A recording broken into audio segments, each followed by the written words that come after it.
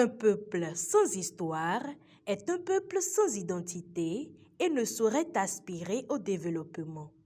Souscrivant dans cette dynamique, les organisateurs de la fête identitaire Mwenhihwe ont jugé utile de mettre en lumière l'histoire de la commune.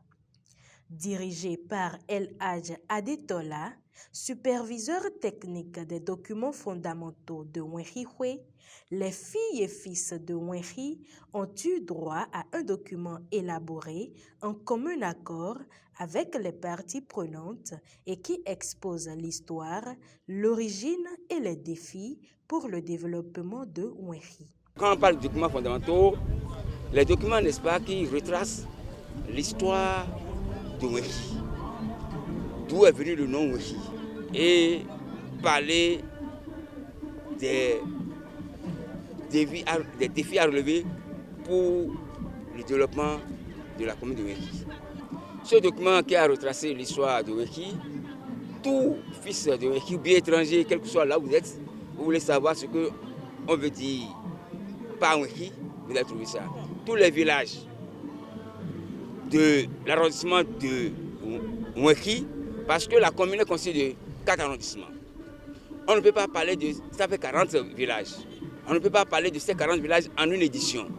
De la première édition, avec analyse, on a dit qu'on va parler des villages de l'arrondissement de Mwenhi. C'est ce que nous avons fait aujourd'hui. Et ça qui est dans le tome 1. Les difficultés sont là, vous savez bien que l'histoire ne s'invente pas. Elle se vit, elle se raconte. Donc la commission a contacté les sages des différents villages pour pouvoir donner la vraie version de l'histoire de chaque village. Pour le parrain de cette fête identitaire, Mwenhi a une histoire qui mérite d'être racontée et enseignée aux enfants, aux écoliers et élèves dans nos écoles et collèges et à tous les filles et fils de Mwenhi pour la postérité.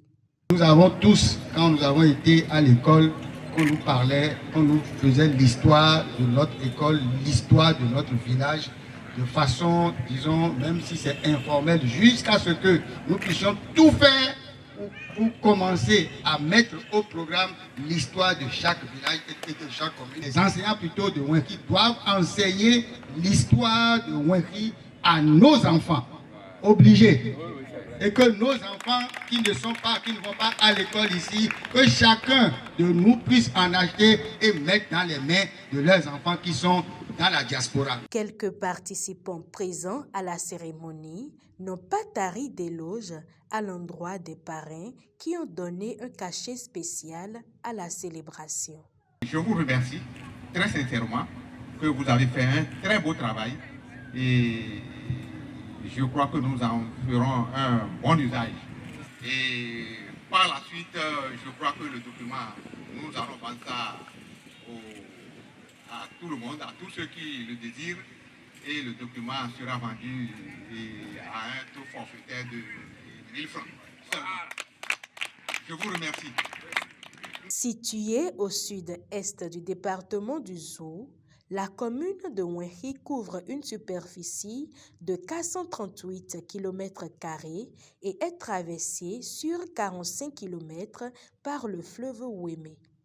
Elle est majoritairement occupée par les Mahis et les Fon et d'autres peuples comme les Roli, les Nago et les Yoruba, compte tenu de sa proximité avec le grand voisin de l'Est.